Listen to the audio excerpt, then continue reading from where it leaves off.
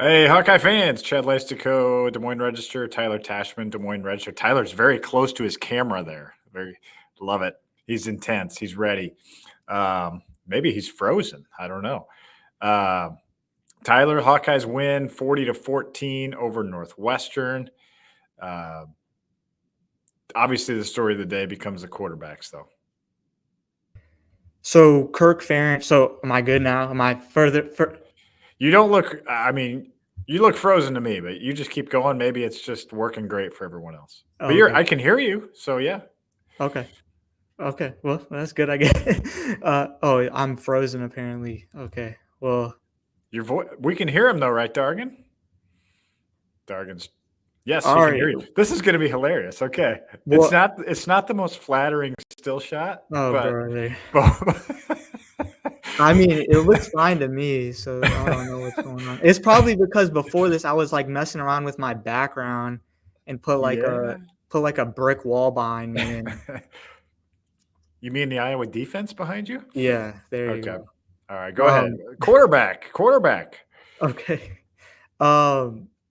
Well, so Kirk Ferentz said after the game that this was pre-planned to give Brendan Sullivan extended action, and obviously it just felt like the energy kind of shifted when Brendan Sullivan came in the first half, and being able to provide just a spark to Iowa's offense. His ability was refreshing to see a quarterback with an ability to you extend plays with his legs, and obviously Iowa goes on to win very handily.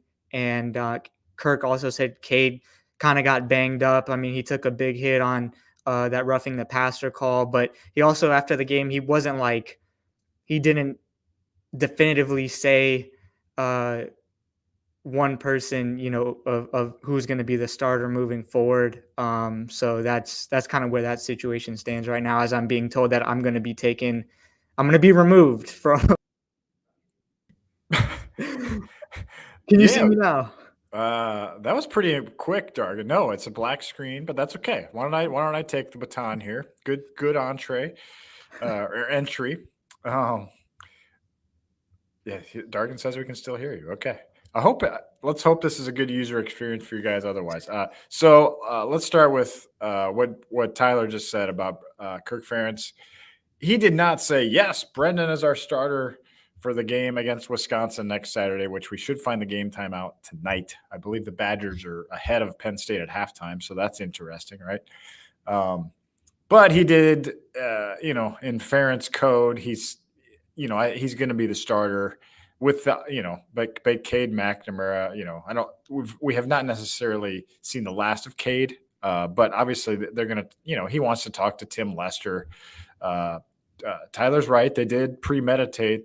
I think we kind of teased this a little bit. We didn't know this for sure, but I kind of thought that they might try to introduce Brendan into the game in the second quarter or so, and they did. It just happened to be after Cade threw a catastrophic pick six, which happened, I believe, the series after his injury, which was on the roughing the passer play, which also was interesting because that roughing the passer throw was like so bad. It was just so bad. And it didn't have anything to do with being hit. He just threw it really horribly. That was what was sort of jarring about it. So it was not a very smooth early start to the game for Cade McNamara. Yes, they scored in the first drive, but you could argue that most of the throws on that drive were kind of misfires. The open shot to Seth Anderson, great diving catch by Seth, but it was, if he hits him in stride, that's a touchdown. Kind of missed Luke Lachey in the end zone on a fade, a jump ball. He didn't even give him a chance to get it. There was even a play out to the left. I'll have to review the tape to be sure, but it was a first down throw to Jacob Gill, made the catch, but it looked like there was more room to run with a more accurate throw. So it just was a choppy go for Cade. And then the pick six, of course, everybody's 85-yard pick six after you get a turnover off Quinn Schulte. It was time for a change. And so, injury or not, it definitely became Brendan Sullivan's time. And what leads me to believe that they were going to give Brendan the keys the rest of the way anyway is Sullivan went 3 and out 3 times, Tyler, his first 3 drives, and then still got the call to end the first half. I thought that was a huge drive to punch in points in the 2-minute drill. It just injects some, I don't know, just some energy into the season. We've already talked about how, the Big Ten championship and college football playoff are off the table. And I don't know, it just felt like Iowa was kind of treading water with Cade McNamara. There's obviously a lot of discussion, in discourse about whether, who should be at quarterback. And um, I don't know. It feels like it just brightens the outlook at least a little bit, of the season and the energy around it. And you could feel it at Kinnick of when Brendan Sullivan kind of got it going, that um, there was just a kind of a newfound energy. And I mean, he to be able to have a quarterback that can use their legs, like that's something obviously that Iowa has really lacked. But it opens the game up for Kaleb Johnson as well. I mean, we saw him break off some bigger runs, later in the game, and I think Iowa's offense is not. It's not going to be a finished product at this point. Brendan Sullivan isn't a prolific passer, but just to be able to have that other dimension of a quarterback that is able to use his legs, like that's Iowa can take all the help it gets right now. And if that means, clawing and scrapping and having a guy that can, throw a short pass and then run upfield and make a chip block, which that play was pretty incredible that Brennan Sullivan made, where he ended up downfield and blocking, just kind of speaking to his grit. But it was a good response after the Michigan State game, because that was just a disappointment on a lot of different levels. Felt like the defense, to feel good after that game, just to have a smothering performance. Yeah. And it was that. And then Caden Weegan, it was, outside of allowing the punt return touchdown and the pick six, it was a very complete game by Iowa. And it was a good response after just a really poor showing against Michigan State. Yeah, the scoring defense ranking won't be helped a lot, but it was no fault of the defense. The defense played great. Forced 8 punts after 0 last week. But let's just talk a little bit more about quarterbacks. Here are the numbers. Brendan Sullivan, 9 for 14 for 79 yards. Cade McNamara, 7 for 13 for 73 yards. So really not a huge difference there in terms of the yardage. But the eye test, right, Tyler? You can just tell a difference.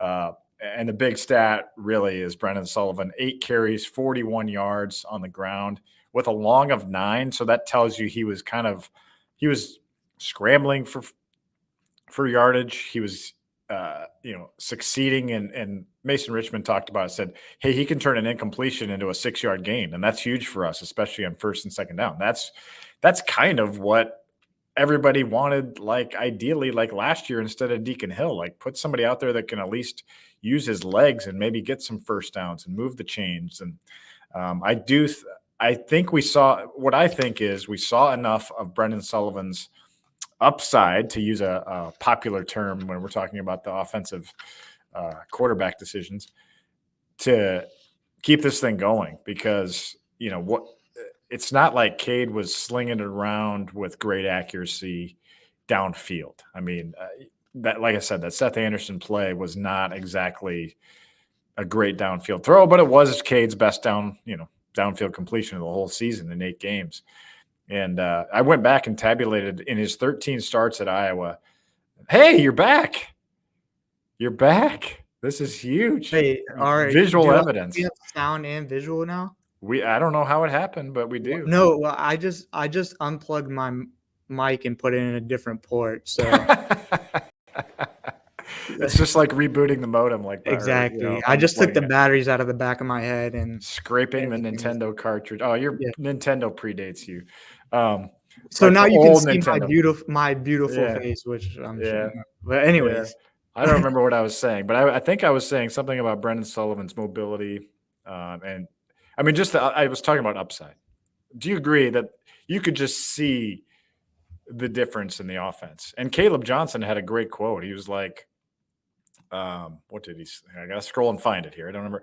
He goes, it opens it up a lot because they can't just key me. They have to key him too. And that's kind of what we've been saying all along. Like, if you're going to stack the box, Brendan Sullivan doing the RPO is a great option for you. What happened on the field is why so many people wanted Iowa just to give Brendan Sullivan a chance. Like, what could there's not much, like you said, upside. There's not much downside into putting him out there. Like, there's a chance that this could happen where he kind of provides a spark to the offense, and that's exactly what happened. So now it's maybe frustrating for people that it took this long for Kirk Ferentz to decide, and the Iowa staff to decide to do that, because at this point with 3 losses, how much is there really left to play for in the season? But I also think, without going too broadly like this, it just makes you feel better about, 2025, because Brennan Sullivan's in line to be the starter. Now we have it's still not a big sample size, but we've seen what he can do now in a Big Ten game in an Iowa uniform. So I don't know. It just feels like all the frustration and angst that was surrounding, only playing Cade McNamara outside of those little goal line scenarios, that some of it was just lifted a little bit. I think it's just a little bit more of a positive vibe now. And I feel like, Brennan Sullivan gives more for Tim Lester to work with. Like, he can be, we've seen Tim Lester be creative in his play calling, but Cade McNamara is kind of limited in what he can do mobility wise. I think Brennan Sullivan, not only does he unlock something for Kaleb Johnson, but unlock something for Tim Lester, that he can kind of go deeper into the playbook, can pull out different types of, using that motion. Because now if you bring a wide receiver in motion, you might have to worry about the wide receiver, Kaleb Johnson, and Brennan Sullivan. So it's not just like 1 or 2, it's potentially 3 now. So, really, I think outside of those first 3 drives, that was just about as good of a extended period of play for Brennan Sullivan as you could have possibly hoped for. Right as you said that, our boss emailed me a question, so I was just trying to scroll through it. I will answer him next. Um, yeah, I think that's a good point you make about giving Lester more options. Now, I do think Cade probably has a more rich understanding and operation of the first team offense of the playbook, because he was here in February when Tim Lester arrived, and he's been with this playbook that long. Brendan just got here in June. Kirk Ferentz referenced, it's a lot to learn, a lot to unpack, but Brendan's obviously a smart guy. And so you would think that he, with his experience, with what he did, and he's fast. He is a fast runner. You And can see, big. He's big too. yeah, He's he's a big 6'4". body. Yeah. Yeah, he is taller. So, it is encouraging, and I know people are out there. Why didn't we do this sooner? Come on, this is what we're talking about. I get it. I understand that, but it does seem like to me it injects a little more life into the season, a little more hope into the season. You're not just trotting McNamara out there, the rest of the way. But I also would warn people not to pile on McNamara too much, because the Hawks may need him. With a running quarterback, there's going to be a lot more potential for injury. And so, as Kirk Ferentz said, you may need both guys, and it is also refreshing that you've got a second guy. You've been saying this all along, Tyler. Like, you've got a second option at quarterback, because you didn't really feel like you had that behind Cade last year. Yeah, and I mean, not to spin things forward too much, but I was blown out a Big Ten team in Kinnick Stadium before. They beat Washington very handily, and then they came back the next week and dropped just an absolute dud at Michigan State. So as good as things look today, and things did look very good against the overmatched Northwestern team, the special teams for the most part was good. The defense was up to the standard that you would hope it'd be, in the offense found a rhythm, especially in that second half. But this win will really mean more if Iowa comes out and beats Wisconsin next week, because if Iowa hasn't beaten power conference team in consecutive games this season. They lost to Iowa State, beat Minnesota, lost to Ohio State, beat Washington, lost to Michigan State. So it's just been this seesaw of inconsistency. And as good as they looked today, not to be too skeptical about it, it's like, all right, well, prove that this was not just that you're not going to go back to the Iowa that showed up against Michigan State, because Wisconsin, we've talked about, probably going to be the biggest challenge for the remainder of the season. You get it at Kinnick Stadium, maybe outside of Nebraska, but they have to validate it. This is the time of the season where if you just keep swinging back and forth, then you're what that Michigan State game proved, is that just a mediocre team. If you can prove that you can win out, you can beat Wisconsin and replicate that the type of performance against Northwestern, then you show at least some growth to, maybe even thinking about a 9-win regular season. Was the pick six the best thing that could have happened to Iowa today? I mean, I would say I wouldn't say the best thing, but I think it was a good thing because we don't know when Iowa planned to put Brennan Sullivan in the game, right? So like they said that it was pre-planned, but we don't know like if it was going to be, maybe if they were going to wait longer. If that didn't happen, we don't know. I think it was for the outlook of the season to be able to get Brennan. If it meant getting Brennan Sullivan in the game immediately, then I think it was a good thing because at that point you just kept kind of delaying the inevitable in my eyes.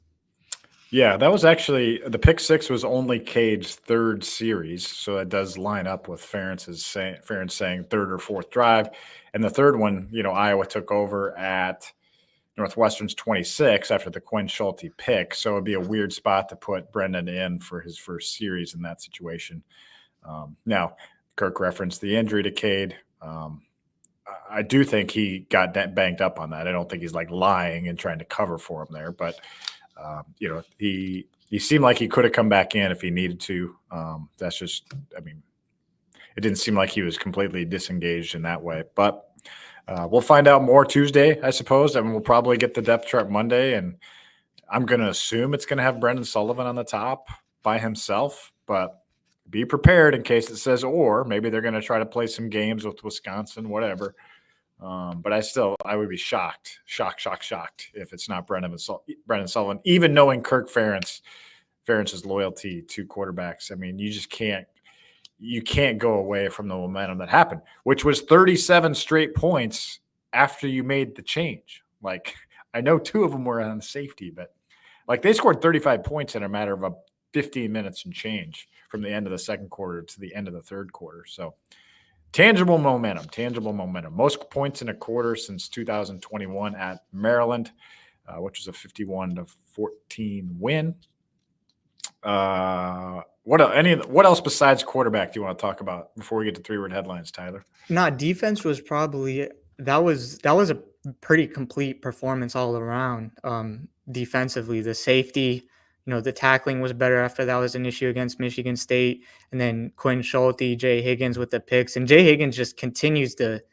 The way that he's generating turnovers, he probably gets an assist from Nick Jackson on that one, but I thought, and that was probably the best game for a corner opposite of Jamari Harris. That was probably the best game that we've seen this season, or at least close to it. And so maybe, Deshaun Lee did a good job.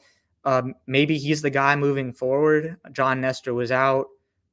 So maybe that provides a little bit of clarity moving forward, but I think it at least it steadied the ship after just a Michigan State game where Iowa's defense just looked just so uncharacteristic.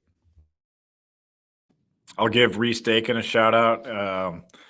Nick Jackson mentioned this too. Nick Jackson's always good for like giving Reese Dakin kudos. I remember he did that up in Minnesota too, and he did. He knocked 4 straight punts in that first half to the 6, the 6, the 6, and the 5, and that flipped field position. The whole game was played between basically the Northwestern or the Iowa 40 and the Northwestern goal line. It was like a 60-yard field most of the game. So most of the first half. And that, if Iowa doesn't have those 3 timeouts to stop Northwestern, maybe they don't get that end of first half touchdown and don't go into the locker room with momentum. That was such a huge drive, that drive. And then how about Kaleb Johnson before we move on to 3-word headlines, Tyler? He just kind of it seems like he's been held in check pretty well. Really the last 3 of the last 4 games, if you think about Ohio State, heck, even Minnesota for a while he was, until right before half, right? And then he went crazy in the second half. So he's getting off to slower starts, but bigger finishes. Kaleb Johnson, ends up with 109 yards on only 14 carries today. But Iowa ran Brendan Sullivan more. That's the other. I mean, I'm not saying you take away carries from Kaleb, but it's just a different way to run. And Iowa ends up with 203 rushing yards out of all this against one of the top rushing defenses in the country. Yeah, I mean, that was the same thing against Michigan State where Kaleb was pretty much held in check until that long 75-yard touchdown. So he isn't running the way like he was against, I guess, Minnesota. But because I think teams are obviously he's at the top of the scouting report now. But that's where, I think with either Cade McNamara or Brennan Sullivan, the passing attack is still it's going to be a major work in progress. But, Brennan Sullivan has a major advantage with what he's able to do with his legs. So that's, I think, pretty clearly why he's the better option at this point. All right, let me unmute myself here, and then we'll get to some three-word headlines. I started off with Kennington Smith's text headline, Iowa outscored Alabama, which he was covering. Alabama beat Missouri today, was that right? 34-zip. So the Hawks outscored Bama. Hawks can beat Bama. We're all hoping for an Iowa-Bama ReliaQuest Bowl. Got some good ones today. Hawkerella, the first one in the replies. That's the upside. to the what's the upside question. That's the upside, Tyler. Yeah, I mean, like I said, that's why so many people wanted just to give Brendan Sullivan a chance. Like, just go see what he can do, and obviously it didn't disappoint. Yeah, you do have to wonder if they would have gotten off to faster starts with Brendan, but honestly, he didn't start fast when he got in there today. So maybe it's just a Hawkeye offense type of thing. Mason Richmond said something about, hey, we're the second half Hawks, something like that. Yeah, and I mean, I saw some discourse after the game of like, well, would Iowa only have one loss if they had gone with Brendan Sullivan earlier in the season or whatever? And I just think that's just that'll just send you down a long, very long conversation because Iowa would have never done that in the first place. So like, I think, they were this reluctant to put him in, finally get to at this point in the season, but like they wouldn't have put him in against Iowa State like that, just based on the way that it's been managed. Cody Hill says, let's ride Sully. Mr. Sarcastic Logic says, Kirk's wrong again. That's kind of getting to your point that people are wishing that he had made the change sooner. EMT Hawks, Sullivan outsmarts Northwestern. Jesse Lucier says, complimentary football perfection. Yes, that was the first time since the 2021 Nebraska game that Iowa scored on offense, defense, and special teams in the same game. So pretty good. Yeah. Well, just to address, I've seen a few people talking about the post-game press conference, how Kirk Ferentz. So let me just tell the story real quick. Yes. Not that it's a story really, but I just asked about like, would you think about rotating quarterbacks for the remainder of the season, or do you want to like pick one? And he's talking about the 1981 season, or I think that was 1981. Yeah. And he was like, well, you weren't born then. And I was like, I was roughly negative 20 years old in 1981. But like I kind of joke about that all the time because it seemed Kirk is always like, and back in this season from like 20, 30 years ago. And it's just like, do you remember when? I'm like, no, I do not remember when because I was not on this earth at that point. So, but anyway, so it was funny when he like brought that up today because I'm like kind of behind the scenes, just like always joked about how he's talking about these things when I wasn't born yet. So it's funny that he brought it up.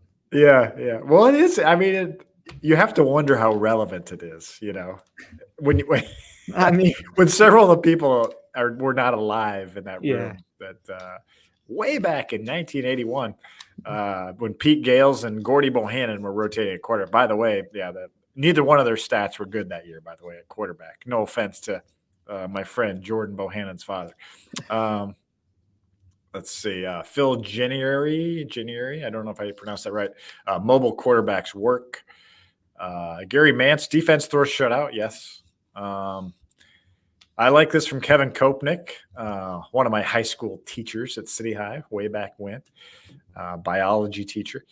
Says QB1 is QB1. Now, I count that as 3 words. QB1 is QB1. Yes, Sullivan wears the number 1, and he is QB1. And it was really cool. Let's just talk about Sullivan for one more second, just to see the reception that he got. I happened to interview his mom after the game. I'm going to have that in my follow-up column. Other people have posted his hug he had with former Wildcats coach Pat Fitzgerald, who was at the game because his son is a Hawkeye commit and was at the game. Also had a lot of hugs from Northwestern, former teammates at Northwestern. And I believe someone said David Braun also caught him after the game. So this was really a special moment on a lot of levels for Brennan Sullivan. And I guess the question now is, can he take this special moment and turn it into a season and a half, maybe, running the Hawkeye football team? I mean, that's what he has to hope, right?